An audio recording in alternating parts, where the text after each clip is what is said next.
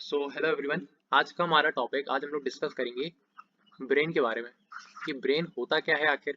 Okay, brain के कौन कौन से पार्ट्स होते हैं और वो पार्ट्स एक ह्यूमन बॉडी में फंक्शन क्या क्या परफॉर्म करते हैं।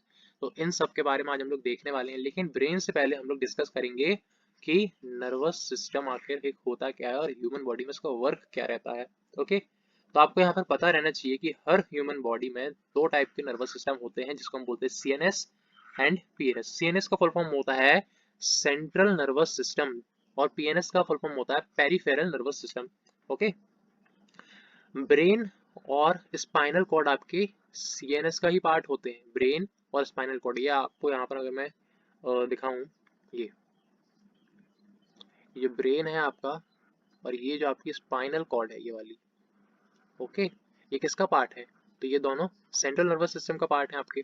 और जितनी भी ये सारी आपको नर्व्स दिख रही हैं, ये जो पूरे शरीर में रूट्स जैसी फैली हुई है ना, ये जो जितनी भी नर्व्स दिख रही हैं कौन कौन सी, क्रेनियल, स्पाइनल, और जितने भी सारे आपके सेंसिटिव ऑर्गन्स होते हैं बॉडी में जैसे कि eyes, nose, tongue, ears and skin, ये सब पेरिफेरल नर्वस सिस्टम का पार्ट होते हैं। ये चीज आपकी क्लियर हो गई यहाँ पर।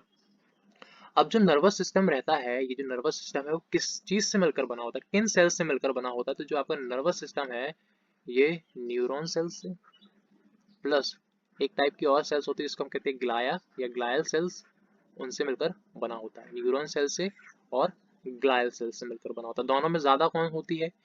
ग्लायल सेल्स ज्यादा होगी, न्यूरॉन सेल्स कम होगी। अगर एक ह्यूमन बॉडी में न्यूरॉन सेल मिलियंस में है तो उसका 10 to 15 टाइम्स ज्यादा होगी ग्लायल सेल्स, और तब जाके बनता है आपका नर्वस सिस्टम। इसलिए ग्लायल सेल्स न्यूरॉन सेल से ज्यादा होती है ह्यूमन बॉडी में।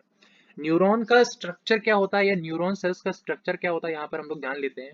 ये न्यूरॉन का डायग्राम है यहाँ पर।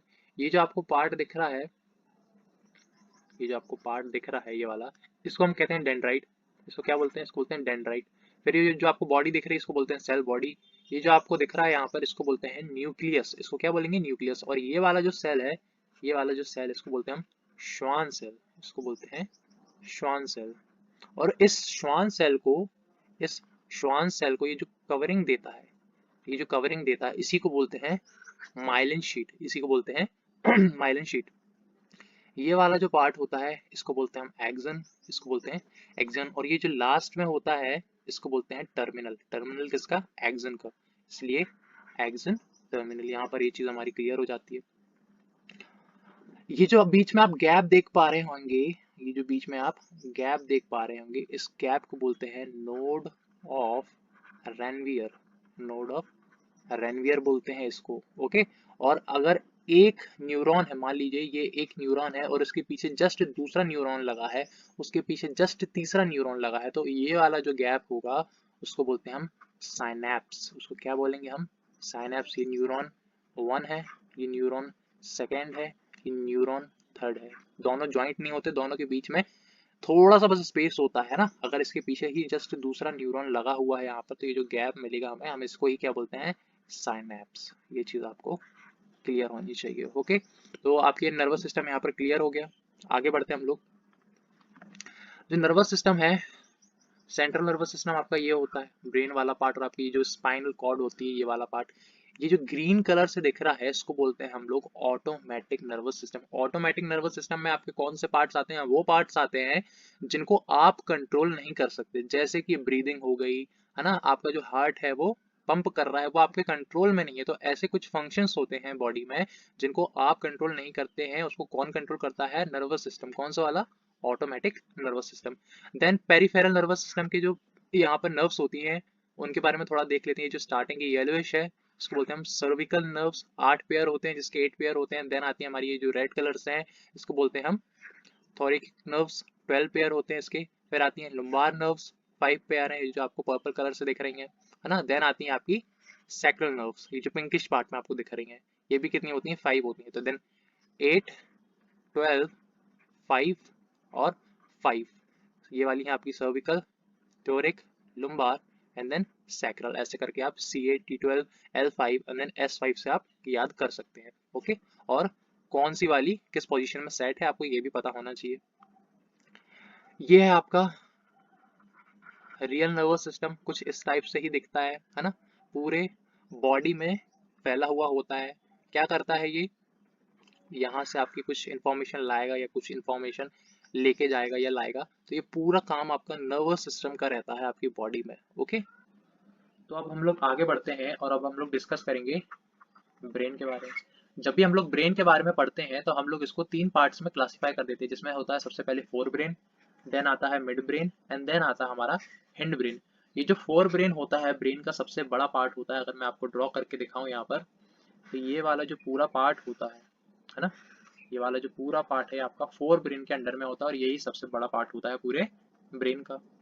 देन ये जो मैं येलोइश येलोइश ड्रॉ कर रहा हूँ ये है क्या, जो हमारे हेड को, जो हमारे ब्रेन को इंजरी से प्रिवेंट करता है, इसको हम बोलते क्या है आके, तो इसको हम बोलते हैं, इस चीज को हम बोलते हैं स्कल, जिसको हम जानते हैं क्रेनियम के नाम से, जिसको हम जानते हैं क्रेनियम के नाम से। और ये जो क्रेनियम है, ये जो येलोइश पार्ट है, टोटल टोटल 8 तरीके की बोन से मिलकर बना होता है, जिसको हम क्रेनियल बोन्स के नाम से भी जानते हैं, जैसे कि frontal, parietal, temporal, occipital, ethmoid and then sphenoid. ये टोटल कितनी होती हैं? 8 होती हैं। और ये आपके क्रेनियम में यानी कि स्कल में प्रेजेंट होती है। कहाँ? ये जो ब्रेन वाला पूरा, ये जो आपका ब्रेन वाला पूरा पार्ट है वहां पर ये आपकी प्रेजेंट रहती है। और आपकी जो फेशियल बोन्स रहती हैं वो कितनी रहती हैं टोटल? तो ये आपकी 14 रहती हैं फेशियल बोन्स, यहाँ पर आप देख सकते हैं। ओके, यहाँ पर एक चीज आपको नोट करनी है कि जो स्कल है, ये जो क्रेनियम है, ये जो येलोइश पार्ट है इसके, और ये जो आपका पूरा ब्रेन है, ये जो आपका ब्रेन है, इसके बीच में एक, यहाँ पर एक चीज प्रेजेंट रहती है जिसको हम बोलते हैं मेनिंजेस, जिसको हम बोलते हैं मेनिंजेस, इसको हम बोलते हैं मेनिंजेस। ये मेनिंजेस प्रेजेंट कहाँ पर रहती है? तो ये आपका ये जो बोन स्कल वाला पार्ट है और ये जो आपका ब्रेन वाला पार्ट है, उसके बीच में मेनिंजेस आपकी प्रेजेंट रहती है। ये चीज आपको पता रहना चाहिए। अगर मैं यहाँ पर ड्रॉ करूँ कुछ, तो ये आपका ब्रेन वाला पार्ट हो गया और ये आपका बोन वाला पार्ट हो गया, है ना। इसके बीच में जितना भी पार्ट है वो सारा पार्ट किसका है? तो वो सारा पार्ट आपका मेनिंजेस का पार्ट होता है। और ये जो मेनिंजेस रहती है, ये जो आपकी मेनिंजेस रहती है वो 3 तरीके की रहती है। वो 3 तरीके कौन है, कि 3 पार्ट्स कौन कौन से हैं? तो वो है dura mater, arachnoid mater and then pia mater. इन 3 टाइप्स की आपकी मेनिंजेस रहती है जो बोन और ब्रेन के बीच में प्रेजेंट रहती है। अब यहाँ पर आपको एक चीज समझने वाली है, वो ये समझने वाली चीज है कि जो आपका बोन ऑफ स्कल है और ड्यूरा मैटर, इसके बीच में स्पेस होता है जो उसको हम कहते हैं एपिड्यूरल स्पेस। जो ड्यूरा मैटर और अरेक्नॉइड मैटर के बीच में स्पेस होता है उसको हम कहते हैं सब ड्यूरल स्पेस। और जो अरेक्नॉइड मीटर और पाया मीटर के बीच में स्पेस होता है उसको हम कहते हैं सब अरेक्नॉइड स्पेस। यहाँ पर आप देख सकते हैं। तो ये हो गया हमारा मेनिंजेस के बारे में। आगे बढ़े तो अभी हमने पढ़ा कि ब्रेन के 3 पार्ट्स होते हैं, fore brain, mid brain, hind brain. Meninges के बारे में हमने पढ़ लिया, बोन के बारे में हमने पढ़ लिया। अब हम देखेंगे कि फोर ब्रेन के 3 पार्ट्स होते हैं जो कि बहुत इंपॉर्टेंट होते हैं, जैसे कि cerebrum, thalamus, hypothalamus, mid brain के पिट्यूटरी ग्लैंड, स्पाइन, और हिंड ब्रेन के pons, medulla oblongata, cerebellum and then spinal cord. हम एक एक करके इन सबके बारे में देखेंगे।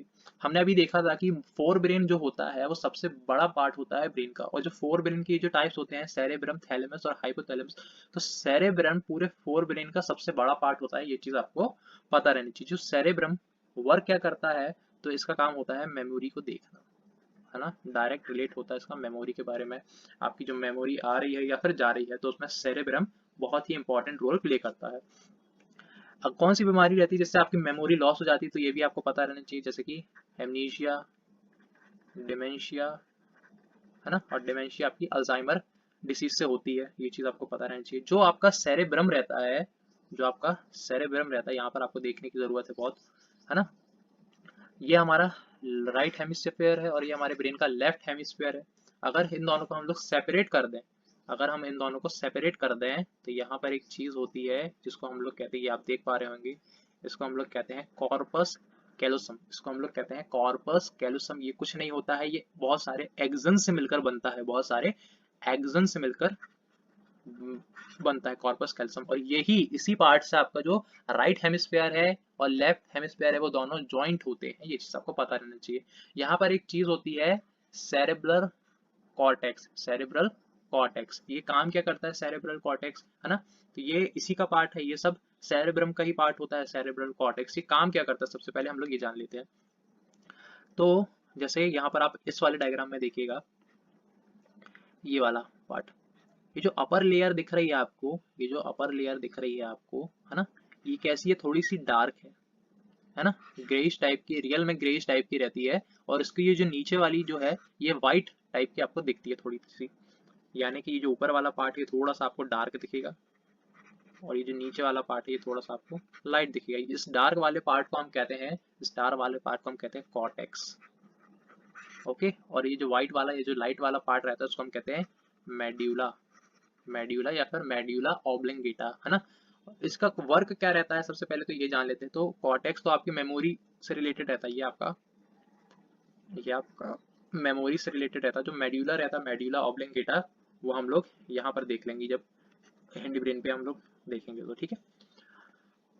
अब ये जो यहाँ पर आपको दिख रहा है, ये जो आपकी उठा उठा वाला पार्ट रहता है, ये जो आपका उठा उठा वाला पार्ट रहता है, इसको हम लोग बोलते क्या है, ये जो बम्प निकले हैं, है ना, ये जो बम्प निकले हैं ये, इसको बोलते क्या है, इसको बोलते क्या है, तो इसको हम लोग बोलते हैं गायरी, इसको हम बोलते हैं गायरी। और ये जो आपकी ग्रूव्स हैं यहाँ पर, ये जो रूट्स टाइप की ग्रूव्स कहते हैं जिसको, इसको क्या बोलते हैं, तो इसको बोलते हैं हम सल्काई, इसको हम बोलते हैं सल्काई। कहीं कहीं पर ब्रेन में बहुत ज्यादा ग्रूव्स हो जाते हैं, बहुत ज्यादा गड्ढे टाइप के हो जाते हैं, उसको हम बोलते हैं, मान लीजिए यहाँ पर कुछ ज्यादा ही ग्रूव्स देखने को मिल रहा है तो इसको हम बोलते हैं फिशर, इसको हम क्या बोलते हैं, इसको हम बोलते हैं फिशर बोलते हैं। ओके, तो ये चीज क्लियर हो गई। अब यहाँ पर हमें एक चीज पता रहनी चाहिए कि जो भी ब्रेन है उसके कुछ लोब होते हैं, क्या होते हैं, लोब्स होते हैं। जो हमारा ब्रेन होता है उसमें 4 लोब होते हैं, उसमें 4 लोब होते हैं। कौन कौन से होते हैं, frontal lobe, parietal lobe, occipital lobe और टेम्पोरल लोब, ये 4 लोब होते हैं। कितने होते हैं आपको यहाँ पर याद करने की जरूरत नहीं, देखते ही साथ बन जाएगा, 4 लोब होते हैं। अब हम लोग देखेंगे ये जो फ्रंटल लोब रहता है इसके कुछ पार्ट्स रहते हैं, टाइप रहते हैं, 3 तरीके के रहते हैं। पहला है the pre frontal cortex, motor cortex, Broca's area, ये 3 है फ्रंटल लोब के। वैसे ही सेम पेरेंटियल लोब के भी हैं 4, पोस्ट सेंट्रल जाइरस या फिर gyrus, superior parietal lobules, inferior parietal lobules, then precuneus. तो ये इनके टाइप्स हो गए। अब ये जो लोब होते हैं हमारे ह्यूमन ब्रेन में, इनका फंक्शन क्या रहता है, इनका फंक्शन क्या रहता है, ये क्या फंक्शन को परफॉर्म करते हैं हमारे ब्रेन में, हमारी जिससे हमारे ब्रेन से हमारी बॉडी में कनेक्टिविटी होती है। जो फ्रंटल लोब रहता है वो मूवमेंट के लिए रिस्पॉन्सिबल रहता है, बिहेवियर के लिए रिस्पॉन्सिबल रहता है, प्रॉब्लम सॉल्विंग के लिए, एंड देन स्पीच के लिए रिस्पॉन्सिबल रहता है। जो पेरेंटियल लोब रहता है वो इंटेलिजेंस के लिए, लैंग्वेज के लिए, सेंसेशन के लिए, रीजनिंग के लिए। जो टेम्पोरल लोब रहता है वो लैंग्वेज के लिए, मेमोरी के लिए, हियरिंग के लिए और खास करके इमोशन के लिए। और जो ऑक्यूपिटल लोब रहता है वो खास करके लिए जो हमारा आई वाला पार्ट है, जिससे हम विजन देखते हैं, साइट जितने भी विजुअल रिसेप्शन है वो सब ऑक्यूपिटल लोब में इंक्लूड रहता है, वो सब उसके लिए ही रिस्पॉन्सिबल रहता है ये वाला लोब। जो ब्रेन स्टेम है वो ब्रीदिंग के लिए, स्वेलविंग के लिए रिस्पॉन्सिबल रहता है और ये हिंड ब्रेन से आपका कनेक्ट रहता है ब्रेन स्टेम। सेरेब्रम के बारे में अभी हम आगे देखेंगे, हमारे यहाँ पर लोब कंप्लीट होता है। अभी तक हमने सेरेब्रम के बारे में कंप्लीट डिस्कस पढ़ लिया। अब हम देखेंगे जो थैलेमस रहता है, ये जो फोर ब्रेन का पार्ट रहता है, ये हमारे शरीर में या ह्यूमन ब्रेन में क्या फंक्शन परफॉर्म करता है। तो ये जो थैलेमस रहता है ये सेंसेशन के लिए रिस्पॉन्सिबल रहता है, सेंसेशन या फिर टेम्परेचर। हम किसी भी चीज़ को टच करते हैं तो उसका कुछ ना कुछ टेम्परेचर रहता है जो सेंस करके हमारे ब्रेन तक कौन पहुंचाता है, ब्रेन का कौन सा पार्ट ये इस काम को परफॉर्म करता है, तो वो थैलेमस रहता है। ओके, आगे बढ़े हाइपोथैलेमस के बारे में। ये भी फोर ब्रेन का ही पार्ट होता है और इसका वर्क क्या रहता है, इसके बहुत ज़्यादा मतलब कई सारे वर्क रहते हैं जो परफॉर्म करता है, वेरियस टास्क को परफॉर्म करता है। तो इनमें से हम एक एक करके देख लेते हैं। ये स्लीप के लिए रिस्पॉन्सिबल रहता है, हार्ट रेट के लिए, हार्ट रेट के लिए। जो पिट्यूटरी ग्लैंड है, ये जो पिट्यूटरी ग्लैंड है, ये जो यहाँ पर है, इसको भी क्या करता है, कंट्रोल करता है ना। जितने भी ग्लैंड्स रहते हैं उन सबको कंट्रोल करता है और जितने भी सारे हॉर्मोन्स रहते हैं कई सारे, उनको हाइपोथैलेमस कंट्रोल करता है। ओके, हंगर को कंट्रोल करता है इन द सेंस कि उसके लिए रिस्पॉन्सिबल होता है, हंगर के लिए, थ्रस्ट के लिए, है ना, टेम्परेचर के रेगुलेशन के लिए बॉडी के, टेम्परेचर के रेगुलेशन के लिए बॉडी के, और जो स्ट्रेस होता है हमें वो सब के लिए कौन रिस्पॉन्सिबल होता है, तो वो हाइपोथैलेमस ही रिस्पॉन्सिबल होता है। ओके, तो ये हो गया हमारा फोर ब्रेन कंप्लीट, हमने डिस्कस यहाँ पर कर लिया। हम देखेंगे मिड ब्रेन के बारे में। तो मिड ब्रेन में पिट्यूटरी ग्लैंड होता है जो कि हमारे शरीर की ग्रोथ के लिए रिस्पॉन्सिबल होता है। जब हम ग्लैंड्स चैप्टर पढ़ेंगे उसमें हम सारे ग्लैंड्स को इंक्लूड कर लेंगे। तो अभी के लिए इतना ही जान लीजिए, जो पिट्यूटरी ग्लैंड रहता है, हिंदी में इसको पीयूष ग्रंथि कहते हैं, ये शरीर की ग्रोथ के लिए रिस्पॉन्सिबल होता है। जो स्पाइन रहती है ये कनेक्ट रहती है आपकी ब्रेन से। ओके, और ये जो मिड ब्रेन रहता है, ये जो मिड ब्रेन रहता है ये स्पीच के लिए, स्पीच के लिए जितने भी आपके आई मूवमेंट होते हैं, आई मूवमेंट होते हैं, है ना, टेस्ट के लिए, विजन के लिए, इन सब के लिए भी रिस्पॉन्सिबल रहता है आपका मिड ब्रेन। ये जो हिंड ब्रेन रहता है, अब इसके बारे में अगर हम लोग जान लें तो हमें एक चीज पता होनी चाहिए, ये जो पोन्स होता है, ये जो पोन्स होता है, ये कनेक्ट करता है किसको, ये कनेक्ट करता है ब्रेन को स्पाइनल कॉर्ड से, स्पाइनल कॉर्ड से। ओके, ये जो मेड्यूला ऑब्लिंगेटा होता है, जो कि बहुत इंपॉर्टेंट पार्ट होता है, ये कंट्रोल करता है, ये कंट्रोल करता है किसको, ऑटोमेटिक नर्वस सिस्टम। अभी हमने पढ़ा था जो ऑटोमेटिक नर्वस सिस्टम होता है यहाँ पर स्टार्टिंग में, ये वाला पार्ट, इसमें वो चीजें आती है जो हम सेल्फ कंट्रोल नहीं कर पाते, तो उनको कंट्रोल करता है कौन, मेड्यूला ऑब्लिंगेटा। ओके, जो सेरेबेलम रहता है ये आपका बैलेंस के लिए रिस्पॉन्सिबल रहता है, बैलेंस के लिए या पॉस्चर के लिए रिस्पॉन्सिबल रहता है ना। अगर ये आपका सेरेबेलम ठीक नहीं है तो आपका बैलेंस चला जाएगा। ओके, और ये जो स्पाइनल कॉर्ड रहती है, ये तो आप हम लोग भी डिस्कस कर ही चुके हैं कि ब्रेन और स्टेम, ब्रेन ये वाला, एक सेकेंड, ये ब्रेन और स्पाइनल कॉर्ड आपका सीएनएस का पार्ट होते हैं। ओके, और ये कलेक्टिवली हिंड ब्रेन का ही पार्ट होते हैं, ये चीज़ आपको क्लियर होना बहुत ज़रूरी है। और यहाँ पर हमने एक चीज़ पढ़ी थी, जो हाइपोथैलेमस के जो इतने सारे चीज़ें हैं, अगर आपका हाइपोथैलेमस में कुछ दिक्कत आती है तो इन सारी ही चीज़ में आपकी दिक्कत आएगी, जैसे स्लीप आपकी बिगड़ जाएगी, हार्ट रेट में प्रॉब्लम हो सकती है, जो पिट्यूटरी ग्लैंड कंट्रोल कर रहा है उसमें दिक्कत हो सकती है, हंगर, खाने में आपको भूख नहीं लग सकती है, टेम्परेचर रेगुलेशंस में दिक्कत हो सकती है, और स्ट्रेस आपका बढ़ सकता है। यह चीज़ यहाँ पर होती है। और यहाँ पर ऑलमोस्ट हो ही गया अपना। यहाँ पर जब हम लोग पढ़ रहे थे कि अरेक्नॉइड मैटर और पाया मैटर के बीच में ये जो स्पेस होता है, जिसको हम कहते हैं सब अरेक्नॉइड स्पेस, ये जो आपको दिख रहा होगा, ये जो आपको दिख रहा होगा पूरा पिंकिश पार्ट में, इसके बीच में आपका एक फ्लूइड भरा होता है, इसके बीच में आपका एक, यहाँ पर ये जो येलो येलो वाला पार्ट है, इसके बीच में एक फ्लूइड भरा होता है। उस फ्लूइड का नाम क्या होता है, उसका एक सेकेंड रुकिएगा, उसका उसका नाम क्या होता है, तो उसका नाम होता है सेरेब्रोस्पाइनल फ्लूइड, सेरेब्रोस्पाइनल फ्लूइड। और ये फ्लूइड आपके ह्यूमन ब्रेन में काम क्या करता है, तो ये नरिश करता है, नरिश करता है ना, प्रोटेक्ट करता है, और ये वेस्ट को क्या करता है, ये वेस्ट को रिमूव करता है, जो कि आपके ब्रेन और स्पाइनल कॉर्ड में होता है, उसके जो वेस्ट है तो उसको रिमूव करता है। आगे बढ़ते हैं, तो left and right side of hemisphere of the brain, ये लेफ्ट साइड है आपका और ये राइट साइड है, ये लेफ्ट है, ये लेफ्ट है और ये राइट है।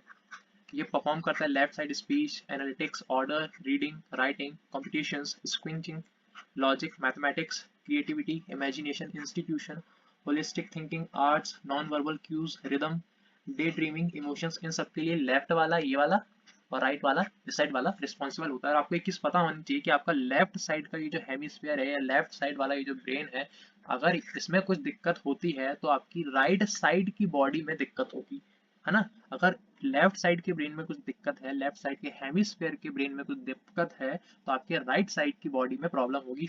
और सेम, अगर आपकी राइट साइड के ब्रेन में कुछ दिक्कत है तो आपकी लेफ्ट साइड की बॉडी में दिक्कत होगी, ये चीज आपको पता होना चाहिए। अब हम यहाँ पर एक चीज देखेंगे, हिप्पोकैम्पस। अब हम यहाँ पर एक चीज देखेंगे जिसका नाम है हिप्पोकैम्पस। सबसे पहले ये प्रेजेंट कहाँ रहता है, ये प्रेजेंट कहाँ रहता है, तो ये आपका टेम्पोरल लोब में प्रेजेंट रहता है। कहाँ पर प्रेजेंट रहता है, दूसरे कलर से मैं यहाँ पर लिख देता हूँ, ये आपका टेम्पोरल लोब में प्रेजेंट रहता है यहाँ पर, है ना। और इसका जो कुछ ये वाला शेप है, इसका कुछ शेप सी हॉर्स के जैसे दिखाई पड़ता है हमें, तो हम इसको सी हॉर्स के नाम से भी जानते हैं। ये यहाँ पर प्रेजेंट रहता है टेम्पोरल लोब में। इसका फंक्शन क्या रहता है, तो इसका जो फंक्शन रहता है, मेमोरी के लिए रिस्पॉन्सिबल रहता है, मेमोरी के फॉर्मेशन के लिए, है ना, नेविगेशन के लिए, नेविगेशन के लिए, लर्निंग के लिए, लर्निंग के लिए। और ये बहुत इंपॉर्टेंट काम करता है, ये शॉर्ट टर्म मेमोरी को कन्वर्ट करता है आपका लॉन्ग टर्म मेमोरी में। ओके, ये चीज आपको पता रहना चाहिए। और हार्ट रेट को भी कंट्रोल करता है ये, ब्रीदिंग को, स्वेटिंग को, ये सब आपके किसके पार्ट हैं, ऑटोमेटिक नर्वस सिस्टम के पार्ट है, इनको भी ये कंट्रोल करता है। ओके, तो ये हो गया हमारा हिप्पोकैम्पस। आगे बढ़ते हैं, तो ये है अमिगडाला। क्या नाम है इसका, अमिगडाला। ये भी आपका टेम्पोरल लोब में ही प्रेजेंट रहता है। ये आपको दिख रहा होगा, ये ग्रीन कलर से जो छोटा सा आपको दिख रहा है, इसका जो शेप रहता है, इसका जो शेप रहता है वो आलमंड के शेप के जैसे रहता है ना, बादाम के शेप के जैसे रहता है। और ये रिस्पॉन्सिबल रहता है आपके इमोशन के लिए, फियर के लिए, एंजाइटी के लिए, है ना। सोशल